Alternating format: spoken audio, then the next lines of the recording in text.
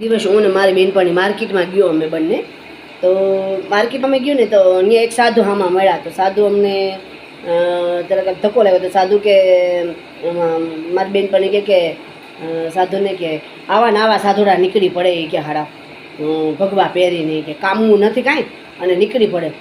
તો સાધુ સાંભળી ગયા ગુજરાતી ભાષા એ સમજે साधु के बच्ची मैं तुझे साप देता हूँ ये तेरा इधर से उधर हो जाए सब तेरा धनत मनत हो जाए तुम हमें साधु को ऐसे बोलती हो क्या तुम में माज मर्यादा नहीं है कोई तुम्हारा माँ संस्कार नहीं है क्या ऐसे तुम्हारा माँ बाप ने संस्कार दिया है तो मारी बेनपणी ने एवी रीतना कीधुं हूँ तो ધ્રુજવા લાગી મેં કીધું આ સાધુની આડે કાં સડી તું મેં કીધું આ ડોહો મેં કીધું શ્રાપ આપી દે તો આપણે ક્યાંયનું નહીં રહીએ દુઃખી થઈ જાય બાપ એક તો દુઃખી છે ને મારી બેનપણી કે કાંઈ એનું કાંઈ દુઃખી ન થાય કે મેં કીધું તારો બાપ શ્રાપ આપશે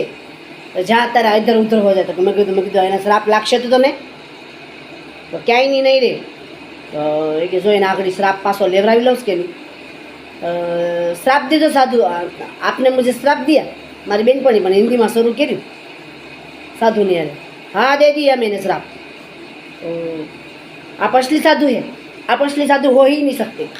तो क्या नहीं मैं असली हूँ आप असली हो ही नहीं सकते असली होते तो क्या इधर उधर भटकते और दूसरों को ऐसे बोलते हैं कि तेरा इधर से इधर उधर हो जाए आप साधु असली है ही नहीं देखो बच्ची मुझे क्रोध मत चढ़ाओ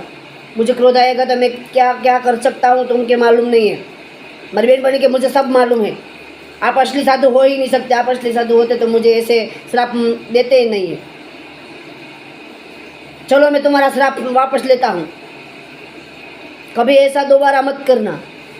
मारी बेनपणी के આવી ગઈ ને ઠેકાણે મારી બેનપણી के केम बाकी साधु साधु बाबा मैंने श्राप ले लिया ना आपने मैं आपका गुरु हूँ मैं मारी बेनपणी के तो विचार पर हमने कॉमेडी शुरू करी मैं आपका गुरु हूँ कैसे साधु के कैसे आप मेरे गुरु हो आपने श्राप दिया है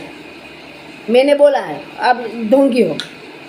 बाद में मैंने बोला आपने तुरंत श्राप ले लिया गुरु कौन हुआ साधु विचार में पड़ी गयो मारी बेनपणी मारा माता नहीं साधु एटलो विचार में पड़ी गयो बच्चे क्या क्या करते हैं करवाते हैं हमारे पास बच्चे क्या आप क्या कह रहे हो बोल तो जान अमी नहीं पैसे बच्चे लोग क्या क्या करवाते हैं हमारे पास समझ में नहीं आता क्या होगा हमारा देश का क्या होगा क्या ऐसे बोला होता है हमारा देश में ऐसे होते हैं बच्चे बोल तो जाए આવું થાય મારી બેનપણી પણ મારા માતાને થઈ ગઈ કોમેડી શું કરવું વાહ પાછું લેવરાવી લીધું શ્રાપ નકર મારી બેનપણી તો પૂરું હતું એટલે સાધુ સંતોને ઠેકડી ન કરવી કહેવાનું તાત્પર્ય સાધુ સંતોને આપણા દેશની અંદર પહેલાંના વડવાઓને આપણી પરંપરા છે ને સાધુ સંતો બાવાજી બ્રાહ્મણ અને આપણે એને આદર કદર આપીએ એના કર્મ એ ભોગવે પણ આપણી એવી પરંપરા છે આપણી એવી સંસ્કૃતિ છે કે એને આપણે માન સન્માન દેવ તરીકે ઓળખીએ છીએ એને કે એક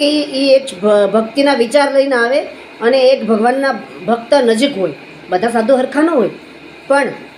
કોઈ સાધુની કોઈને નબળો ન ગણવો કોઈને ખોટો ખરાબ ન ગણવો બરાબર ને અને એ પાછા સાધુ મારી બેન પણ સાધુને અરે સડી માંડ શાંત કર્યું બેન આવું થયું બોલો